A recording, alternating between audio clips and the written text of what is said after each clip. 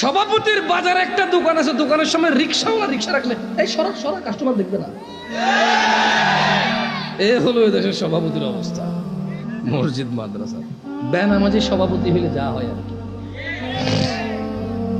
আল্লাহ আমাদেরকে বুঝার তৌফিক দান করুন। এদেশে আওয়ামী লীগ হোক, বিএনপি হোক, ওই জাতীয় পার্টি হোক, দল যেটাই হোক, নেতা আমাদের বেনামাজি। দল যেটাই হোক, নেতা আমাদের সুদখোর। দল যেটাই হোক, নেতা আমাদের জালেম। আমরা ভালো নেতা পাইলাম না। কি আওয়ামী লীগ, কি বিএনপি, কি এরশাদ, জামা, কি বলে জাতীয় পার্টি, কি বলে এগুলো, আমি তো অনেক দলের নামও জানি না। আমরা ভালো নেতা পাইলাম না।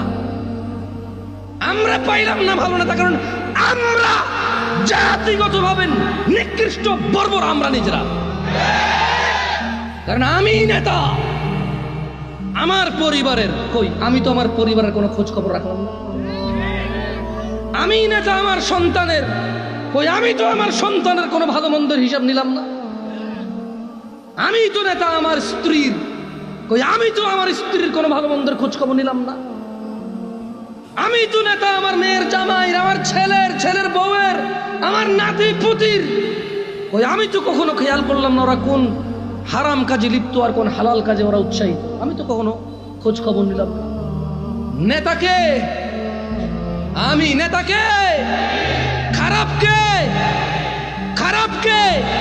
বেনামাজিকে, সুদখোরকে নেতা আসবে ভালো থেকে।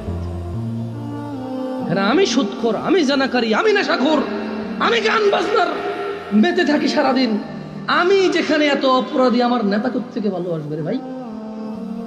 দল পাল্টালে ভালো হয়ে যায় দেশ না? মানুষ বদলালে দেশ বদলাবে, এর আগে দেশ বদলাবে না।